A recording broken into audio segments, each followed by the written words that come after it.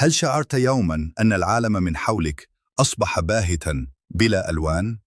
هل تستيقظ كل صباح وأنت تحمل على كتفيك ثقل كل المسؤوليات وتقدم للجميع دون توقف حتى تجد نفسك في نهاية اليوم فارغاً تماماً، مستنزفاً وخالياً من أي مشاعر؟ يبدو الأمر وكأنك داخل بئر عميقة، ترى النور في الأعلى لكنك لا تملك القوة لتصل إليه.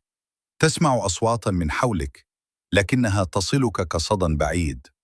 هذا ليس مجرد تعب جسدي يزول بالنوم، بل هو إرهاق يمس الروح، استنزاف عاطفي يجعلك تشعر أنك لست أنت.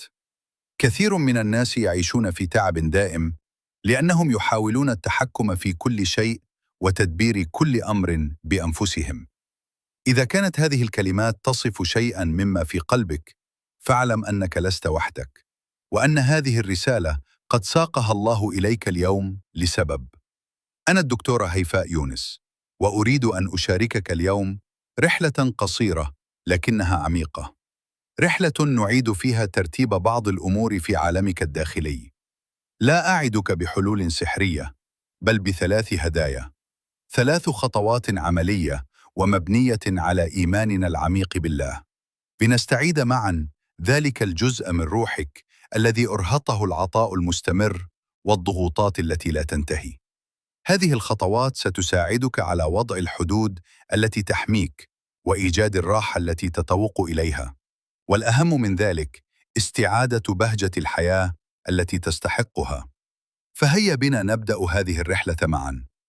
أول وأهم خطوة نحو الشفاء من التعب العاطفي هي أن تتعلم كيف تبني حدوداً صحية. قد تبدو كلمة حدود قاسية للبعض، وكأنها دعوة للأنانية أو الانعزال، لكنها في الحقيقة عكس ذلك تماماً.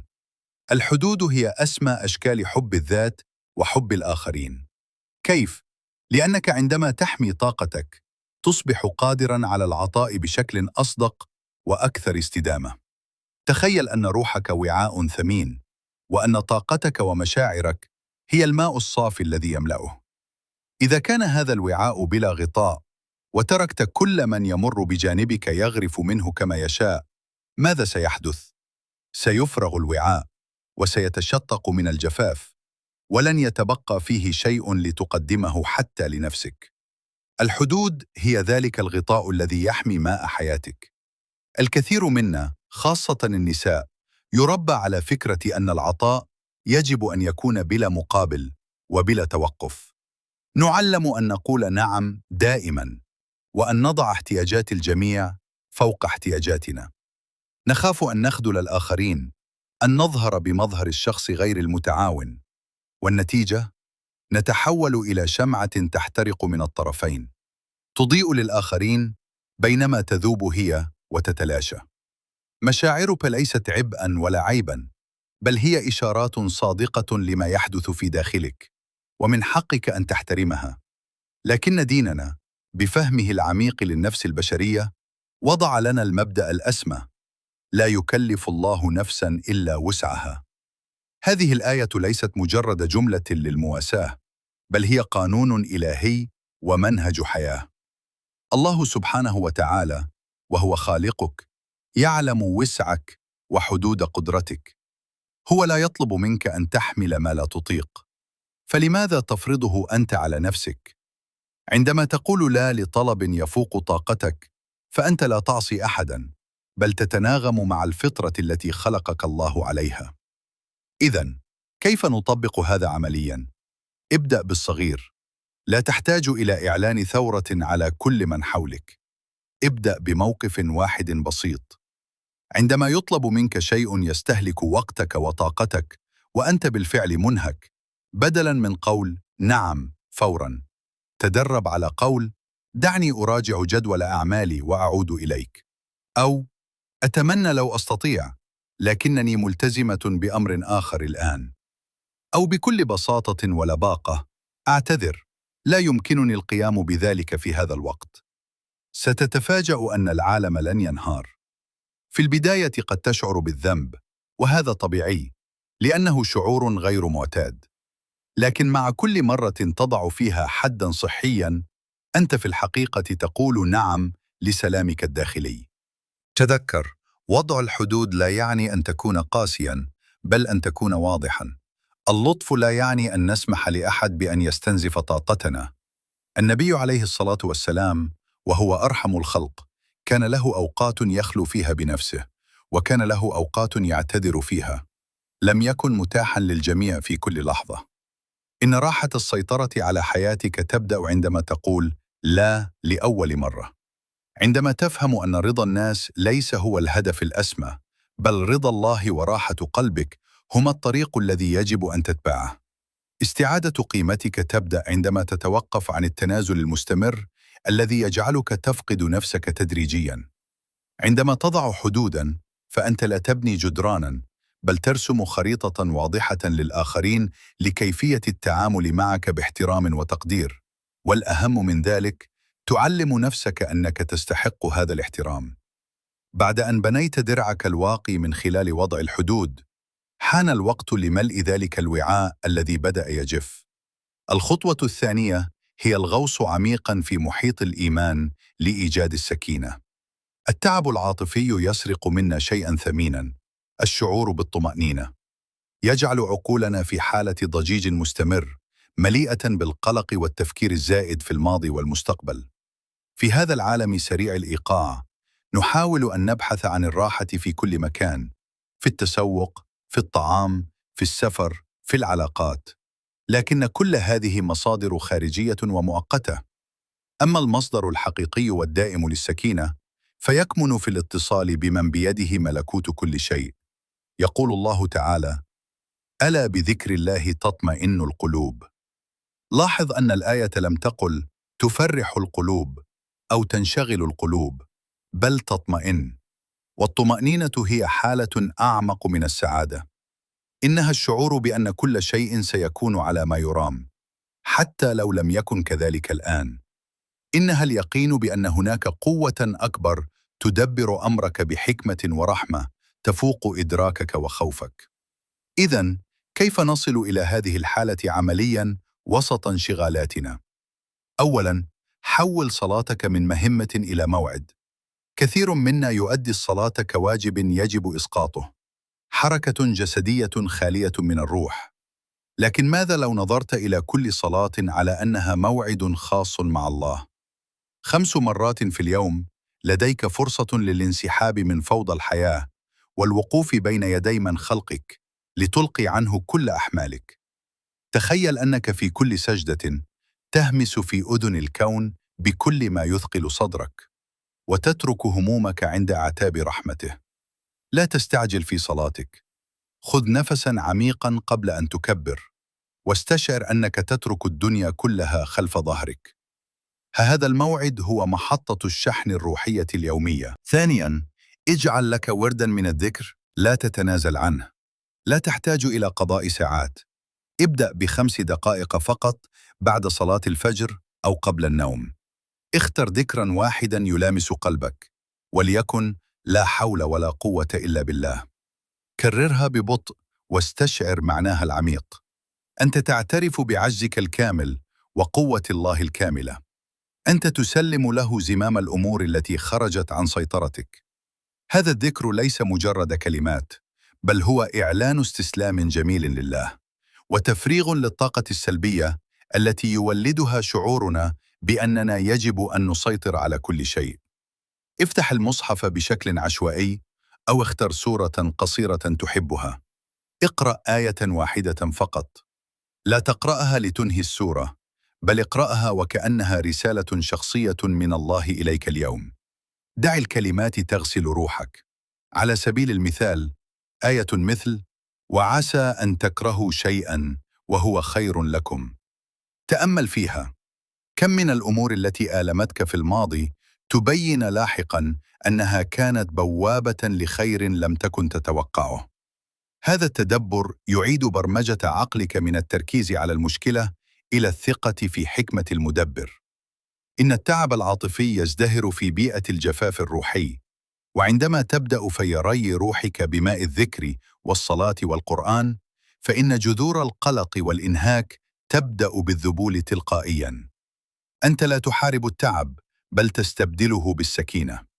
أنت لا تفر من الضجيج، بل تجد الهدوء في مصدره الحقيقي. هذه ليست مجرد طقوس، بل هي علاقة حية ومتجددة مع الله، وهي العلاج الأقوى لكل فراغ عاطفي.